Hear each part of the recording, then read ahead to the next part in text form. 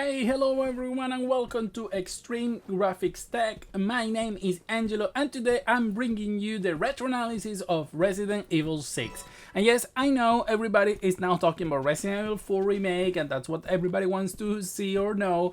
I got the game and I'm going to be testing it, so don't worry, you're going to get that video in the coming days. However, today we are here to talk about Resident Evil 6, as I said, because I believe this game is better than many remember it to be, at least from a technical standpoint. And you cannot deny, after watching that intro, a scene that is just crazy how good the game looks, and to the fact that Capcom was at the top of their game at the time. They knew the MT framework from top to bottom. Let's remember this game came out in 2012 for PlayStation 3 and Xbox 360. It had a re-release later as a collection on PlayStation 4 and Xbox One, but the fact is that this game looked amazing when it came out. Unfortunately, the game didn't receive many good grades. I think it's around 70%. People were, a little bit angry that the game was all about action and it was not about, what Resident Evil is about. However, I'm not surprised because that's the direction they were pushing the series forward, and I think it's because at the time there was a little bit of fatigue of what was, horror games, and Capcom probably wanted to take and copy other successes and bring more people in. And so for this reason, Capcom decided to divide this game in 4 different story chapters that interconnect at some point. Those stories were managed. There was one that the leader was Leon, a second where the leader was Chris Redfield, another one where it was a mercenary called Jake Mueller, and another one with Ada Wong. All of these chapters had a companion, so you can play on 2 players during the story, except the other that the companion is very generic. I think this story was thought more as a single player thing, but anyway, you can play all of this as with 2 players, which is a good thing for this sort of game. However, we're here about to talk about the technology, and I honestly think this game looks amazing. This game, even by today's standards, we can see some of the limitations of the time, but still it looks very good. We have lots of character screens, the textures are much better than they were on Resident Evil 5, the games look more natural, the light points are much better, and the illumination is also more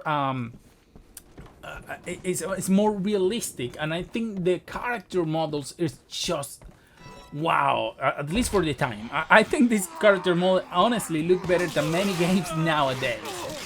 Besides some textural shading, I think they are very, very good. And if you see the animations when they talk and everything and how the muscles deform and try to mimic that, at least from that perspective, then you will realize how good this game is. You can see that many of these many of the areas of the game are lit in a way that they look very natural, all limitations considered. This is more evident in the Leon chapter that was considered also to be one of the closest to what was our traditional Resident Evil, because the Chris and Jake chapters are more action oriented. Also, the Ada is close to what originally Resident Evil was, with a little bit twist here and there. But I think generally that the game is much better than people realize to be in terms of gameplay. When we were talking about this game, I think that when I was talking about the Resident Evil 5, I said that the game felt heavy and the controls were not up to date. I think this game controls so much better than Resident Evil 5, and this game came just 3 years after Resident Evil 5, and the game looks so more better, so more natural. The colors are not those brownish things we were used to in that era, and also that HDR fake bloom highlight that it was so annoying. This is still present here, but not as it was before. You can see on the muzzle, the flashes, the muzzle flash that happens from the weapon, how it illuminates the other characters.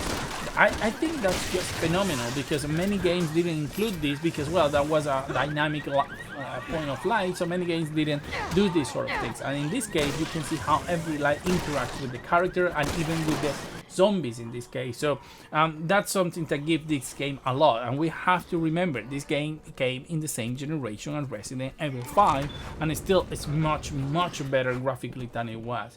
So from that perspective, I will say this is a very attractive game even today. and you can see that this is a more cinematic game. Many of the even though the camera is free to control most of the time, there are points where the camera will just point or be on from a point of view that Capcom want you to be to give it that more cinematic look. So that points to you where they wanted to. You know, after watching that intro, you have to get pumped because that's what this game is all about. Crazy action. People say that the writing is not great, but I don't understand. Has the writing ever been great in a Resident Evil game? They are supposed to be campy B movies, and I think this is the most campy B action zombie movie there is. I will say this is sort of the Tarantino version, maybe, of any of those games in terms of like Grindhouse or anything like that. So I think that, you know, for me, I played the game on PC actually at the time. I had 17 hours it took me to finish it because it's recorded here on Steam. Unfortunately, that was the time when Steam had not implemented cloud saving, so I had to start from the beginning. So I'm showing you the Leon chapter. I'm also going to show you in a little bit the Chris Redfield chapter, just to show you the difference, because each chapter is completely different, all located on a different place. Then they interconnect, but it's quite interesting to see because they even have a different feel between them. Even the menus are different, like the settings menu, the inventory menu is different. So Capcom really did care for this game from my point of view. Unfortunately, it didn't receive the grade that I think it deserved. I think it's not a perfect game, but I don't think this game deserves a 70, at least from my point of view. However, that doesn't need to matter because this became one of the most sold Resident Evils of all time. So that's, you know, a good thing. Even though most of the people I talk to, they say, nah, I don't play this, I have never played, or if I play, I didn't like it. So I'm not quite sure if this is something people are ashamed to accept that they liked, and I have to be one of those. I do like it. I think it was fun. It was you know, very impressive at the time. I don't remember. I think I played this when I 970 maybe. I'm not quite sure if it's not. I think that came in 2015. I think I had the 580. I'm not sure, but I know I played just at 1080p because I couldn't play more, and I think I play on max settings, but not too much anti-alias, just to try to keep a good frame rate. I wasn't so obsessed to keeping 60 FPS at all times or anything like that at the time. So even if the game ran at like a 40 or 50 FPS, I probably didn't even care. Now I care more when doing this technical analysis. As you can see here, the game evidently is going to be running no problems whatsoever on a modern machine, especially if you have a 4090, which is a non-realistic GPU for most people. But even on a 2060, you are going to run this game at 120 FPS, no problem whatsoever. Probably not a 4K, it will go a little bit under from time to time, but I don't think you need anything more to play this game than, you know, any 1060 or anything like that will play this game more than 60 FPS, at least 1080p on ultra settings.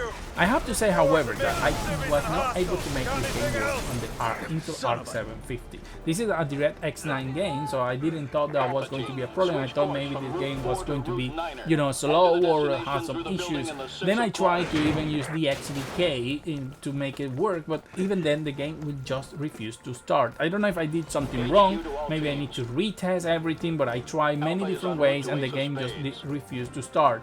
And obviously I don't want to go to like too much of a change just to make the game work, because and then it will define the point of testing with the Arc 750, and it's that people should not be, you know, doing anything weird to make games work. The DXVK is like a last resort because it's easy, you just put it there and it normally works. But if you have to go through like cracks or patch or other stuff, then I don't think it's I will qualify the game as not working on the Arc 750. I didn't test this game on the Steam Deck, but I think that it shouldn't be a problem to run at 30 FPS 720p, considering what we saw on Resident Evil 5.